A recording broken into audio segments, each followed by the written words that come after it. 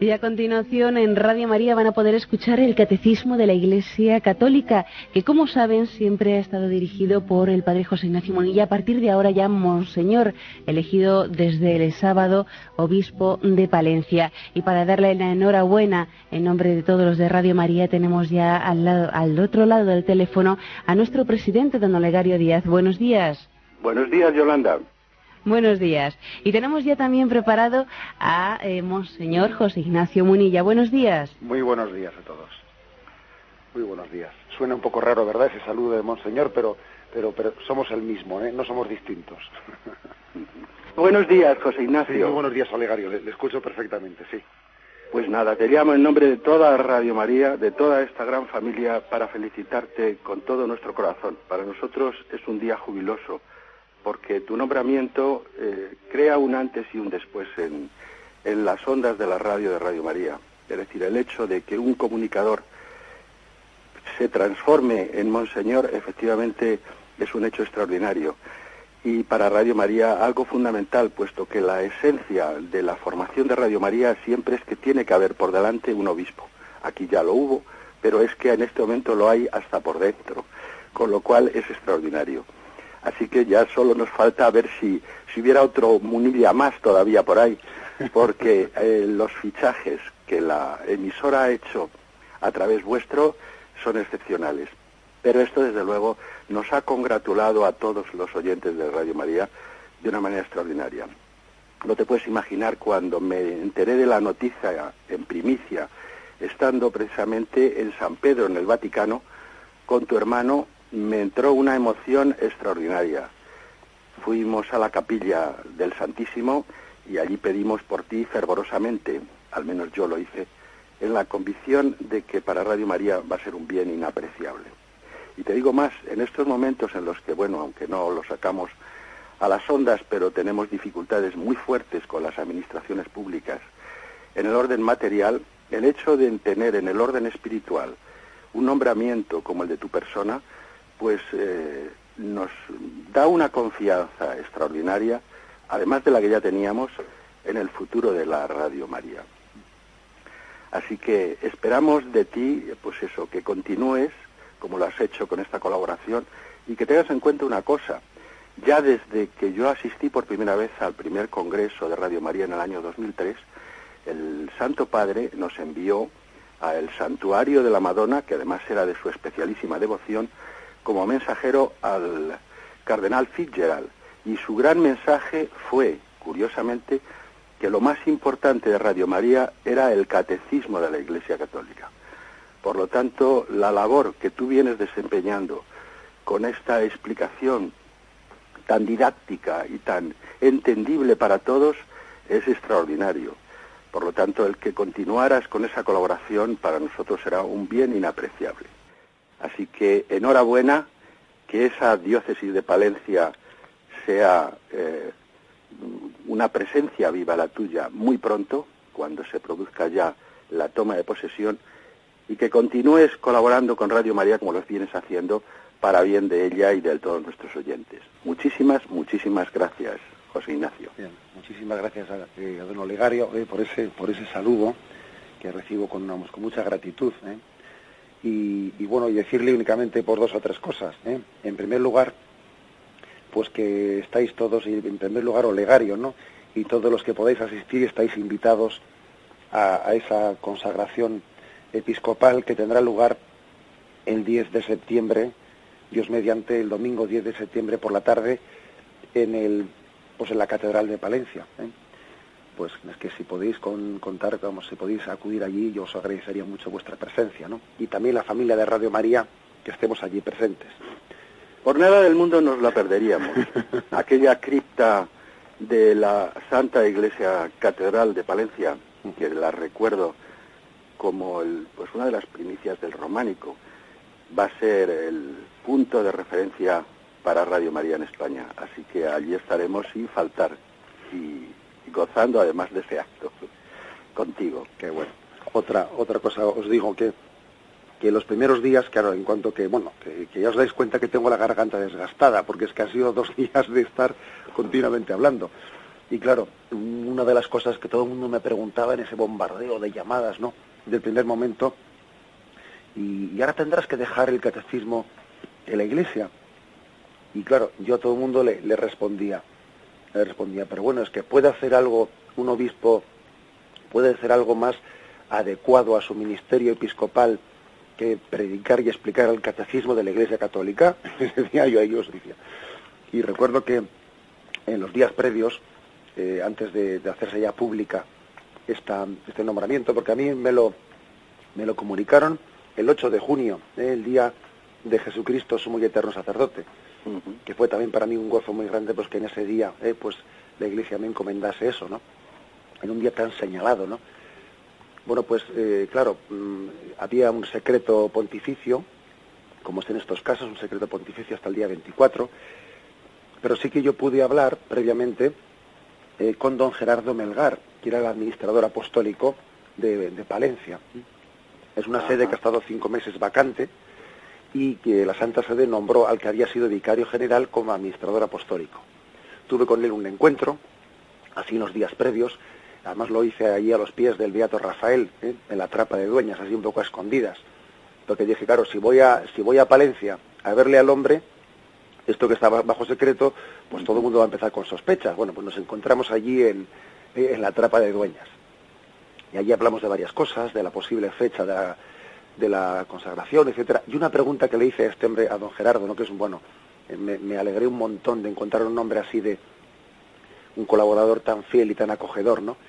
Le dije, por su experiencia en el gobierno de la diócesis, ¿el señor obispo cree usted que puede disponer de ese tiempo de 8 a 9 de la mañana? Esa fue mi pregunta. Y él me dijo, por supuesto que sí. Bueno, y me animó a continuar también con este programa. O sea que también eso fue para mí también un espaldarazo, pues el hecho de ver que la diócesis de acogida pues no iba a existir ningún tipo de incompatibilidad, ¿no? Y que es más, que él, pues que el mismo administrador apostólico cogía con un gran cariño e ilusión. O sea que por mi parte yo digo, bueno, pues encantadísimo de poder continuar, porque es que me parece que para eso ha sido un ordenado sacerdote, para eso también es consagrado ahora obispo de la Iglesia Católica, y además, pues también, como ha dicho el Ligario, el poder compartir ahora, pues desde el episcopado más de cerca, con las dificultades de Radio María, con ese abrirse paso y con ese pedir que sea reconocido pues su carisma, su estatus, etcétera, ¿no? Porque yo creo que pocas obras sociales habrá que tengan un carácter de voluntariado, ¿no?, de una iniciativa social como esta en España. Muy pocas obras habrá, sin ningún tipo de subvención, sin ningún tipo de de ingreso comercial. A mí no sé si habrá otra obra en España pues que tenga esta capacidad de poderse presentar como una iniciativa que también pide pues su respeto y su reconocimiento ante las administraciones. Y bueno, y a mí me encantaría formar parte también de esa reivindicación y aportar también lo que pueda aportar, pues ese ser obispo de la Iglesia Católica, pues para apoyar incondicionalmente a Radio María. Pues el tener en el voluntariado de Radio María, que es el alma de la emisora, a un obispo es efectivamente un don, una donación que hemos recibido, y como tal la acogemos y te damos fervorosamente las gracias. Además, como te señalaba ya al principio, la continuidad en el catecismo es algo extraordinario, es decir, es el punto de mira, como te he dicho, de la Iglesia en la referencia a Radio María. Y el poder evangélico de esta emisora, de toda esta asociación mundial, es infinito, es inmenso. Yo digo a veces que desde Pablo de Tarso para acá no ha habido una capacidad de evangelizar tan fuerte como ahora, al alcance de 800 millones de posibles oyentes, de los cuales en este momento ya se superan los 20 millones de oyentes en todo el mundo, naturalmente. Así que tu labor será inapreciable, y este foco de las 8 de la mañana que no se pierda nunca, y que Dios te acompañe en esta labor tan hermosa que te espera por delante, en la que podrás hacer en este momento de la España católica actual un bien inapreciable. Que Dios te bendiga. Muchísimas gracias, don Legario, y adelante. Vamos muy bien. Eso es, adelante. A continuar con lo nuestro.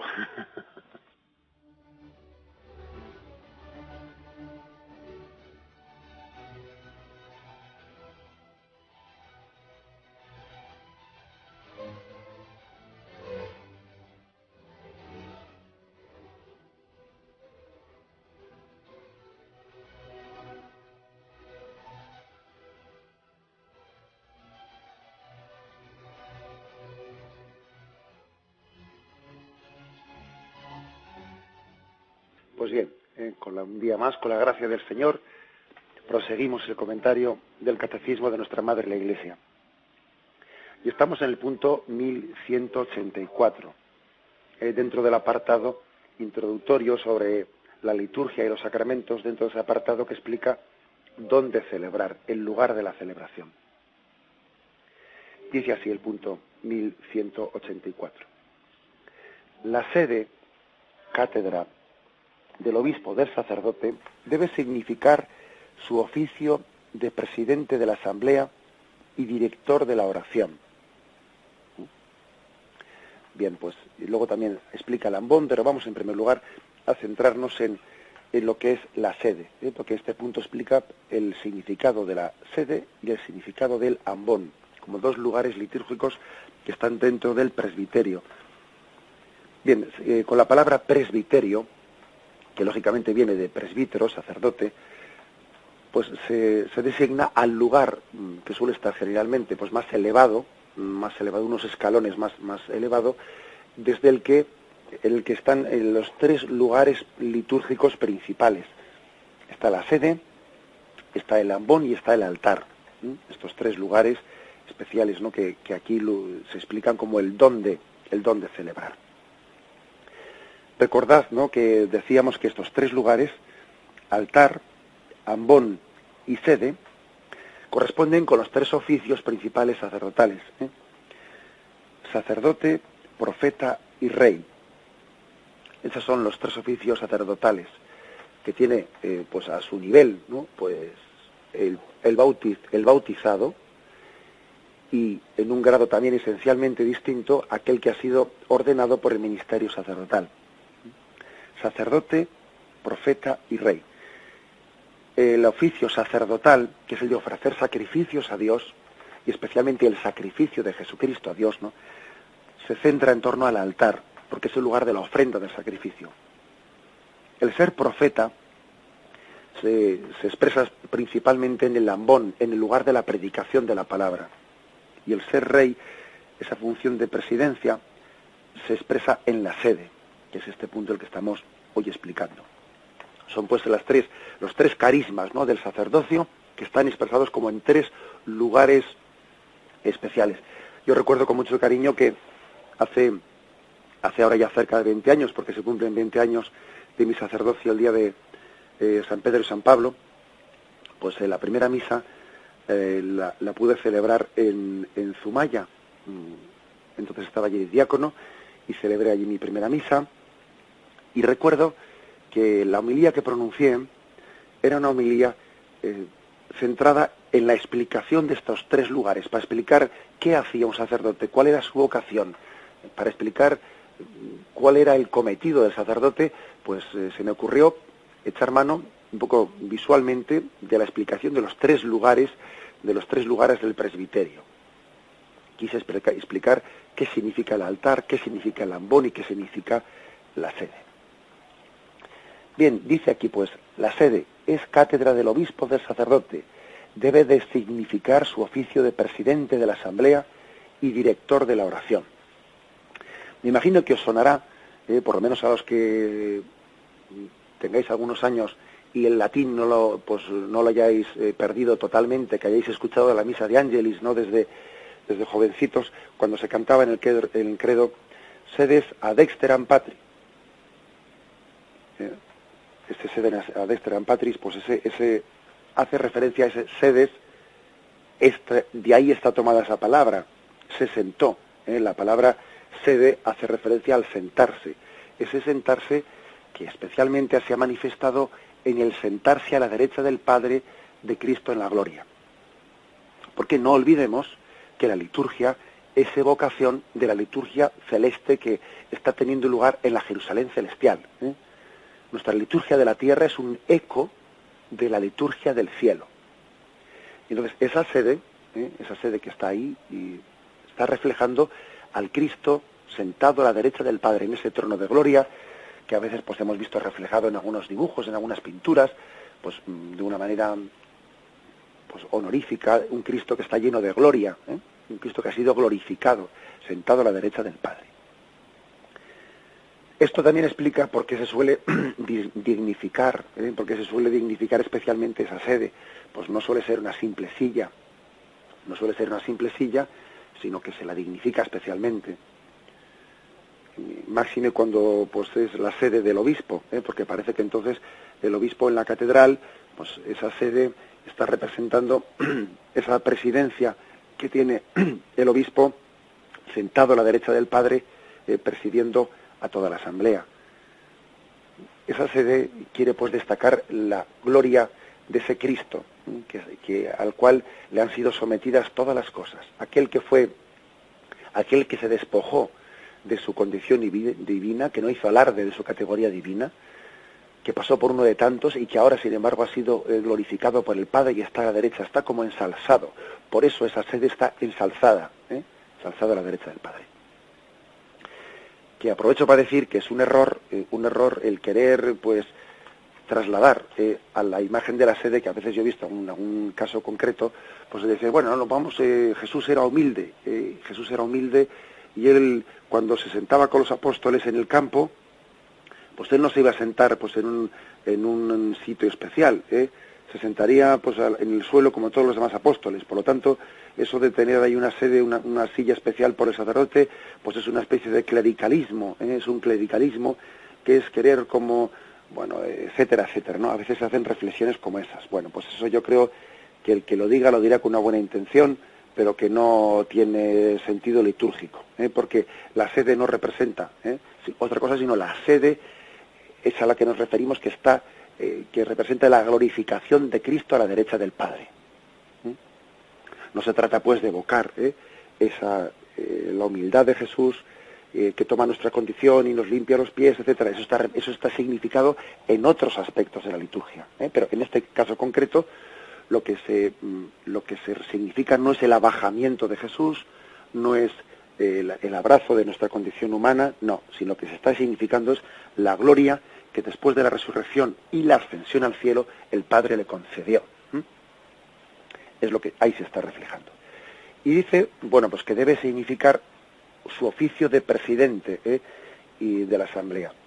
Porque nosotros tenemos tenemos algo claramente reflejado y revelado pues desde la iglesia primitiva, ¿no? Que es que la iglesia cristiana no es una iglesia acéfala, o sea, sin cabeza, que el Señor no ha dejado huérfana esta iglesia, que el Señor cuando marchó dijo, estaré siempre con vosotros, y Él también ha otorgado, ¿no?, a esa iglesia, fijaros, precisamente cuando Él dice, se despide de nosotros y yo estaré con vosotros todos los días hasta el fin del mundo, en ese mismo momento dice, id por todo el mundo predicando el Evangelio, id bautizando en el nombre, es decir, que Él envía a los apóstoles para que a través de su función, ¿no?, a través de su ministerio apostólico, hacer presente esa ausencia, porque la humanidad visible de Cristo pues haya ascendido a los cielos y haya dejado de estar al alcance de nuestros sentidos, ¿no? Cristo ha ascendido a los cielos, ya no es visible, pero en ese mismo momento que Él asciende a los cielos, encomienda la predicación, encomienda el bautismo, encomienda el ejercicio del ministerio. Lo cual quiere decir que en el ejercicio del ministerio se va a hacer visible eso que pasa a ser invisible por la ascensión de Cristo a los cielos. La Iglesia visibiliza a ese Cristo que tras la ascensión a los cielos se ha hecho invisible, pero no por eso ausente, ojo, no confundamos invisible y ausente, que Cristo se hace presente primero en el Espíritu Santo y segundo también en ese ejercicio apostólico de la Iglesia que está también animado por el Espíritu Santo. Por lo tanto, nuestra Iglesia no es acéfala, no. Nuestra Iglesia está presidida por Cristo y la presidencia del Papa, la presidencia del Obispo, la presidencia del sacerdote, está con ellos significando de que no estamos huérfanos, no estamos sin padre. Creo que decir esto hoy en día es importante porque me parece que nuestra cultura actual se caracteriza por una crisis de la figura paterna. Hay una especie de orfandad moral. porque hay dentro de este caos, ¿no?, de esta crisis cultural en la que nos encontramos, en la que parece que hay un sálvese quien pueda, cada uno piensa una cosa, no hay certezas, no hay como un magisterio, etcétera. Bueno, pues eso también brota de qué es la verdad, todo es un relativismo, etcétera. Eso también brota de la crisis de la figura del padre, que ha sido un poco la que tradicionalmente nos ha transmitido las certezas, la concepción de la vida, el sentido de la vida.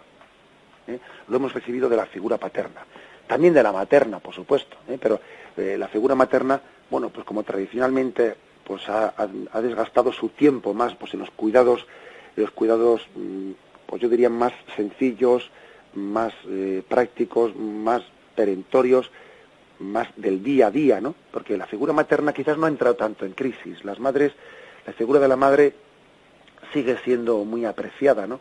Aunque solo sea por el egoísmo de todo lo que abusamos de ellas, Eso lo digo entre comillas, porque los jóvenes, pues sí, pero aquí de la madre no nos olvidamos nadie, aunque sea por egoísmo, porque dice cualquier chaval diría, pero bueno, si me quitan a mi madre, que de la cual estoy continuamente tirando, de la cual me está sacando las castañas del fuego continuamente, ¿qué sería de mí sin ella, no? La figura de la madre es muy difícil que entre en crisis, aunque solo sea por motivos prácticos, ¿no? Pero, sin embargo, la figura del padre sí que ha entrado mucho más profundamente en crisis, por la falta del sentido de la autoridad, por la falta del sentido pues, de la transmisión de valores, etcétera. Ha entrado mucho más fácilmente en crisis. Pues parece que hoy en día lo único que se tiende a decir es, bueno, pues lo importante es que el padre sea corresponsable de las tareas domésticas con la madre, que por supuesto que debe de serlo, pero claro, olvidando como si eso fuese todo el quehacer del padre, el ser corresponsable con las tareas domésticas, que es importantísimo, pero olvidando quizás eso que ha tenido tradicionalmente de específico, que es la transmisión de esa autoridad, de esa capacidad de transmisión de valores, ¿no? Una autoridad cada vez que al mismo tiempo que es autoridad, es una autoridad que no está basada en el poder, sino la autoridad moral, en un decir que un niño confío en mi padre, porque siente de él una autoridad moral. Bien, eso es de lo que esta sociedad está huérfana. Está muy huérfana. También eso explica en gran parte pues, fenómenos como el que ocurrió con Juan Pablo II, ¿no? Acordaros de lo que ocurría en el momento de su muerte, que parecía que la sociedad se sentía huérfana. Fallecía Juan Pablo II y parecía que el mundo estaba huérfano. Sí, porque la figura de Juan Pablo II, con tantas críticas y tantas cosas, había pasado a ser un referente moral que en gran parte pues había aliviado esa sensación de orfandad moral de este mundo. Bueno, pues eso es lo que la Iglesia también quiere ser. La Iglesia es madre, pero también la Iglesia ejerce esa función paterna en esa sede, reflejo de la sede de Cristo, a la derecha del Padre. Por lo tanto, no somos una Iglesia acéfala, no estamos en una vivencia, pues podríamos decir, en la que se nos haya abandonado a nuestras fuerzas, sin dirección, sin criterio, no, sin magisterio, no, Señor. Esa función paterna de la Iglesia, pues está expresada en... Fijaros que la Iglesia es madre y que otra cosa que es importante es que veamos cómo el obispo se desposa con la Iglesia. El obispo tiene ese anillo de haberse desposado con la Iglesia, con lo cual parece que él ejerce esa figura paterna, compaginándola perfectamente, ¿no?, con ese perfil materno de la Iglesia. Se dice que en la Iglesia hay dos perfiles, el perfil petrino, de San Pedro, ¿no?, el perfil petrino y el perfil mariano. Y los dos perfiles en la Iglesia se conjugan maravillosamente, el perfil mariano y el perfil petrino. Hay por ahí una foto, ¿no?, que habéis visto, imagino, en la que se ve a dos seres tan queridos para nosotros, a la Madre Teresa de Calcuta y a Juan Pablo II. Y la Madre Teresa de Calcuta, bajando unas escaleras, ella va por delante, 2 o 3 escalones, va por delante, y con la mano le agarra por detrás a Juan Pablo II, que le está guiando para que baje también, ¿no? El perfil petrino y el perfil mariano. A veces el perfil mariano de la Iglesia es capaz de ir por delante del perfil petrino, ¿eh? Como también San Juan corría al sepulcro y como era más joven, pues imagen también de la imagen de ese perfil mariano, llegó antes al sepulcro que Pedro, pero sin embargo, fijaros bien, sin embargo, no entró dentro, sino que se quedó fuera, esperando hasta que Pedro llegó y le permitió pasar primero a Pedro en el sepulcro y después entró Juan. Lo cual esto es una especie de imagen también, ¿no? Una imagen de cómo se conjuga en la Iglesia el perfil petrino y el perfil mariano, ¿eh? Esas dos vocaciones, esas dos almas del Padre y la Madre. La imagen del Padre está especialmente reflejada en el sacerdote, en el obispo, en el Papa. De hecho que se le llame Papa al obispo de Roma es bastante significativo ya.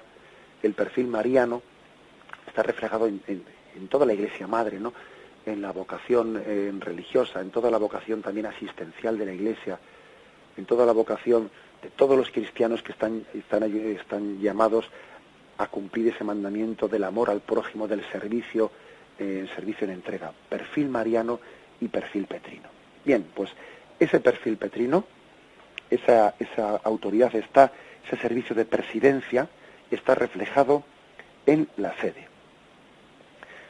Es una referencia a que nuestra Iglesia, bueno, no quiere decir que la Iglesia sea antidemocrática, pues no, la Iglesia no es antidemocrática, pues porque de hecho tiene muchos órganos de participación de sus fieles, Uno coge el derecho canónico y de cómo hay muchos órganos pues de participación de los fieles, para empezar los consejos pastorales parroquiales, etcétera, etcétera, ¿no? La Iglesia no es antidemocrática, pero tampoco la Iglesia es democrática, no, o sea, es decir, tampoco uno no puede estar, como diríamos, pues no puede proyectar en la Iglesia esquemas políticos que son ajenos a la Iglesia, La Iglesia ni es democrática ni es antidemocrática, pues no, la Iglesia es una comunidad fundada por Cristo que tiene cabeza, y tiene una cabeza que preside, y bueno, y la autoridad en la Iglesia no viene desde el pueblo, como a veces se explica la democracia, ¿no? La democracia es el gobierno del pueblo. Bueno, eso es muy teórico, luego al final no sé si es así. Te parece que los oyentes estarán conmigo diciendo, bueno, eso es una frase hecha, eso de que la democracia es el gobierno del pueblo, porque luego todos vemos lo que pasa, pero bueno, eso entre paréntesis, ¿no? La Iglesia no recibe desde los fieles su autoridad, la recibe desde lo alto. Acordaros de Jesús que le dice a Pilato, tú no tendrías ninguna autoridad sobre mí si no te hubiese sido dada de lo alto. O sea, que se lo dice con claridad, La autoridad viene de lo alto. Y bueno, y la ha recibido Pedro. Tú eres Pedro, lo que ates en la tierra quedará atado en el cielo. Le dice al colegio de los apóstoles, lo que desatéis en la tierra quedará desatado en el cielo. Luego, bueno, pues la Iglesia no es democrática en ese sentido, pero tampoco es antidemocrática, o sea, tiene muchos órganos de participación. Ahora bien, aquí la clave está en que entendamos que esa sede significa la presidencia y que eso es un don de Dios muy grande, ¿no? El don de que no seamos acéfalos, de que no... Allí donde no existe esto, pues es que, claro, pues lo lógico es, ya sabemos lo que ocurre, que es la partición, la falta de unidad, la descomposición. Y las iglesias protestantes han sufrido esto. Las iglesias protestantes que rechazan ese ministerio de autoridad del sucesor de Pedro, del Papa, bueno, pues claro, luego uno, en el pecado está la penitencia de nuestros hermanos separados.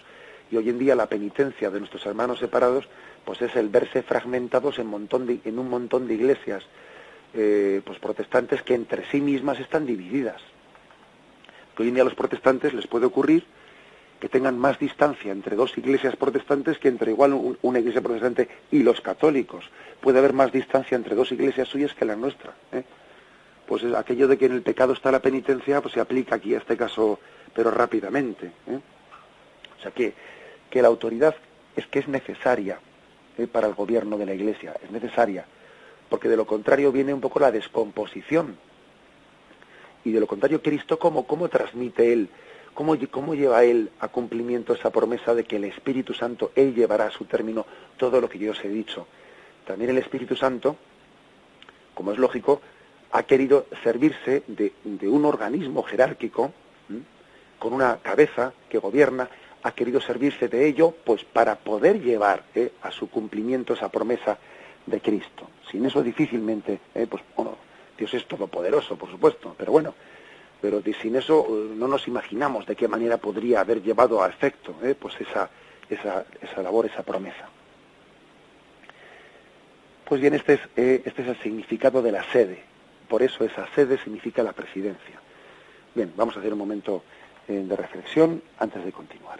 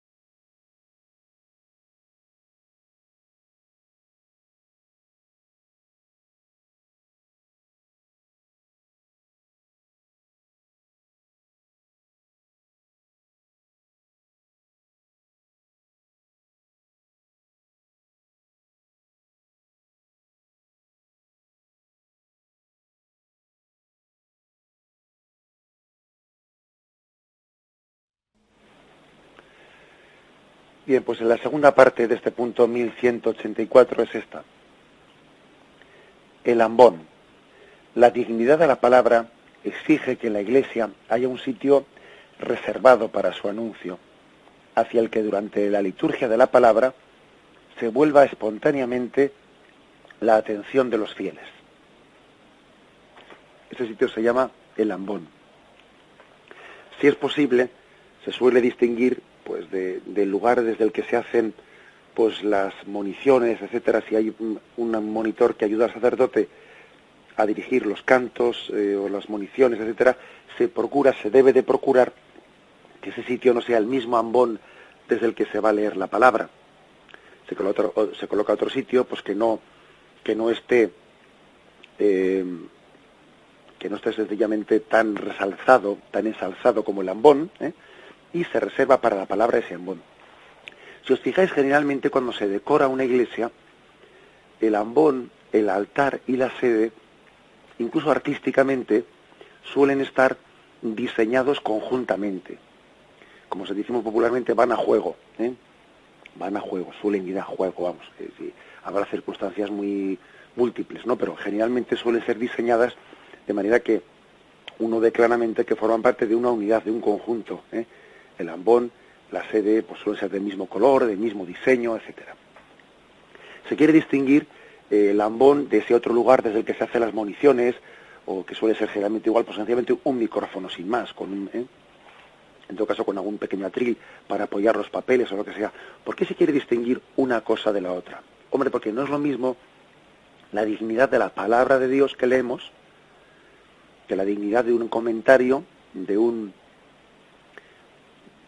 monición introductoria a la lectura que va a ser proclamada, etcétera. Entonces, como la dignidad no es la misma, se quiere que desde el ambón se lea palabra de Dios, y desde el atril o desde ese otro lugar, pues se lea más bien los comentarios o las moniciones a esa palabra de Dios.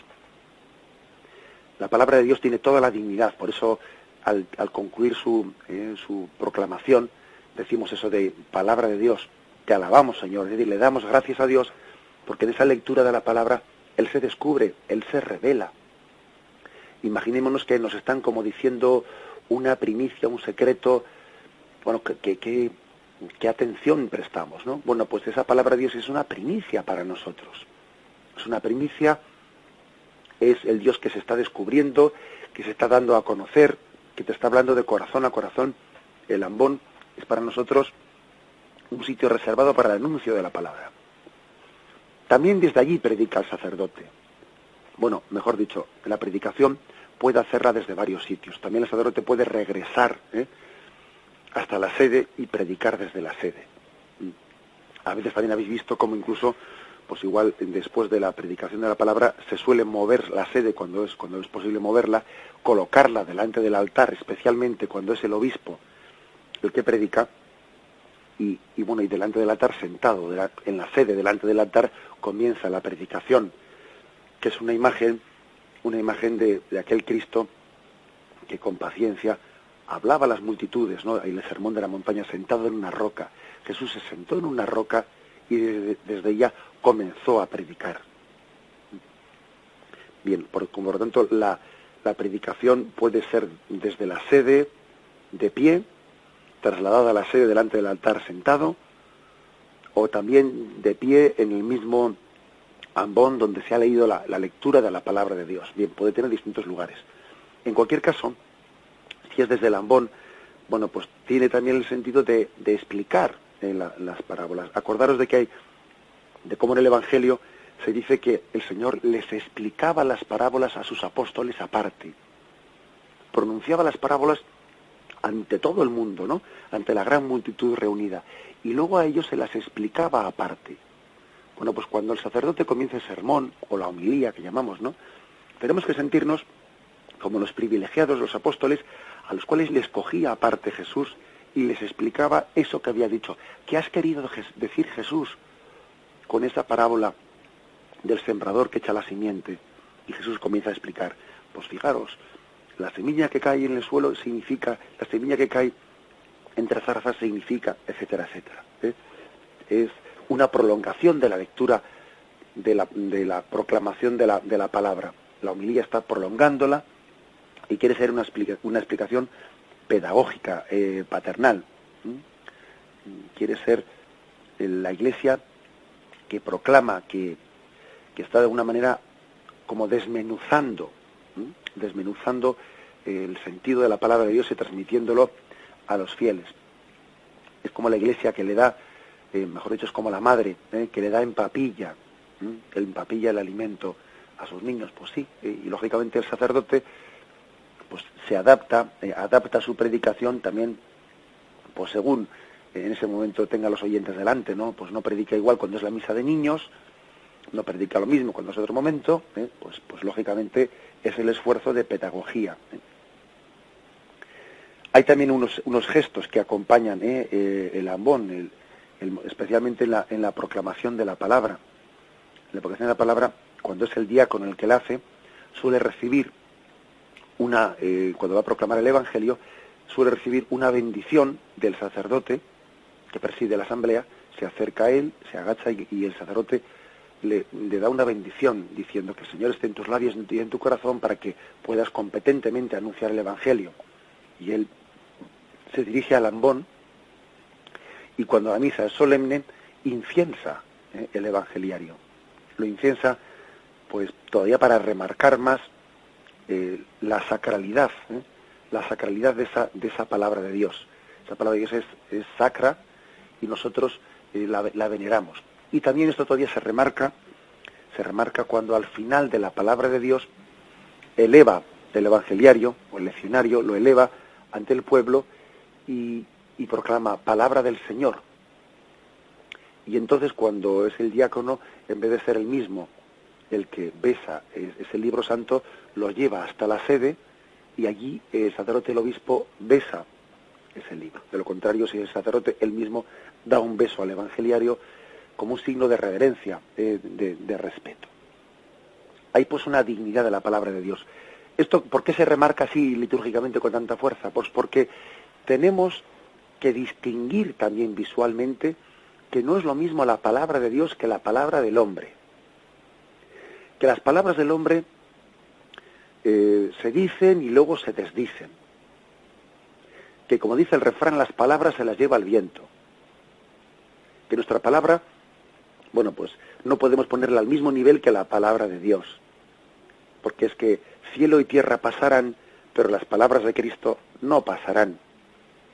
Y uno de los grandes problemas de nuestro mundo es cuando todos son, pues eso, ¿no? Parole, todos son palabras, todos son opiniones, y no hay una palabra que transmita certeza, que transmita autoridad, eso que antes decíamos, ¿no? De la figura paterna.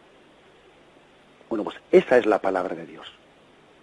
Un gran servicio que Dios otorga al hombre en su revelación es el poder de transmitir certezas. O sea, de esto puedo estar seguro porque es revelado, y esto me da certezas.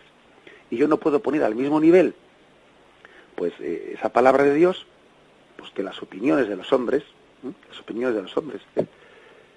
Y eso es muy importante, que nosotros en nuestra vida digamos, esto es palabra de Dios, luego esto es vital, es básico, ¿no?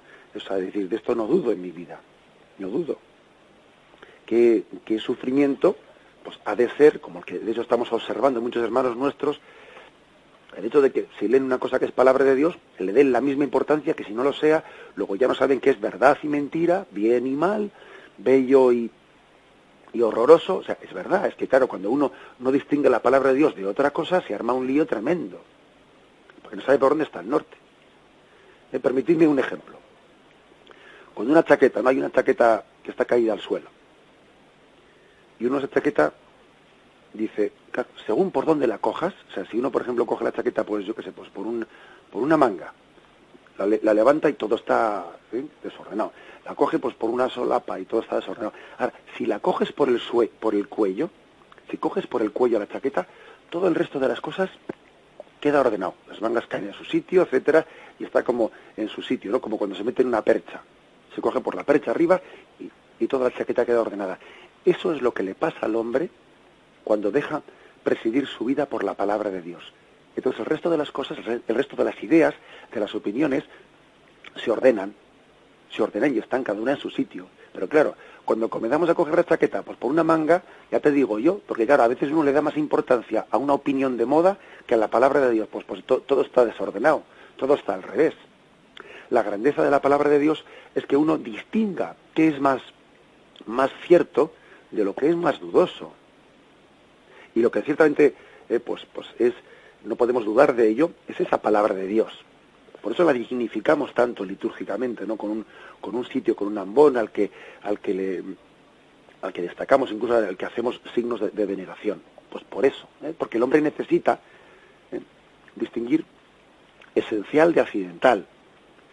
Necesita distinguir, pues, opinión de certeza. Hoy en día se ha ridiculizado mucho, ¿no? O se ha querido, de alguna manera, desautorizar la palabra dogma. Es que es un hombre dogmático. Y se ha querido desautorizar la palabra certeza. No, pues no, señor. Este mundo necesita un dogma, una verdad luminosa que le guíe. Necesita una certeza en medio de ese cacao que tenemos, ¿no? Claro que necesita. De lo contrario, fijaros bien, cuando se relativiza lo absoluto, lo que ocurre entonces es que se hace un absoluto de lo relativo. Eso es así de cierto en esta vida. Y fijaros cómo continuamente está teniendo lugar así. Cuando se relativiza lo absoluto, cuando se le quita importancia a la palabra de Dios, entonces lo que ocurre es que se hace un absoluto de lo relativo.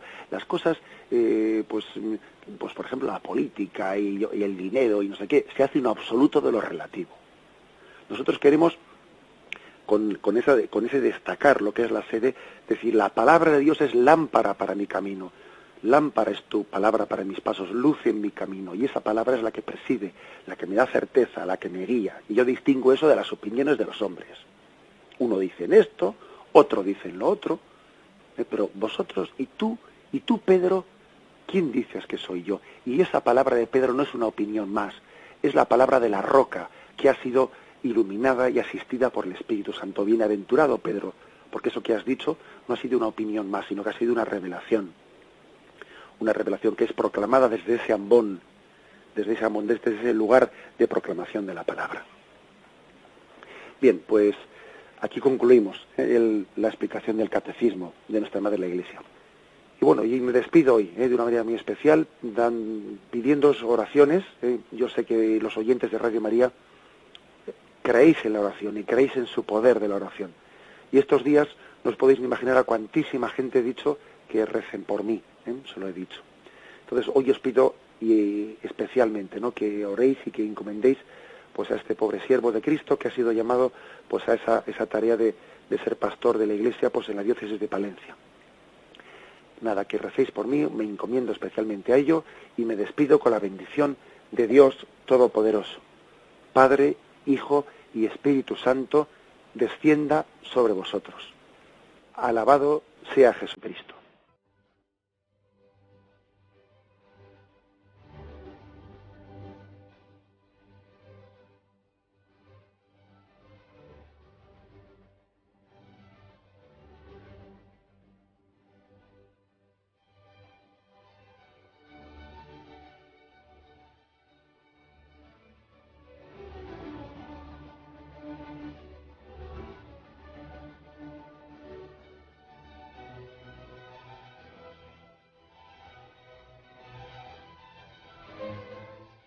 Han podido escuchar en Radio María el Catecismo de la Iglesia Católica, dirigido por Monseñor José Ignacio Munilla.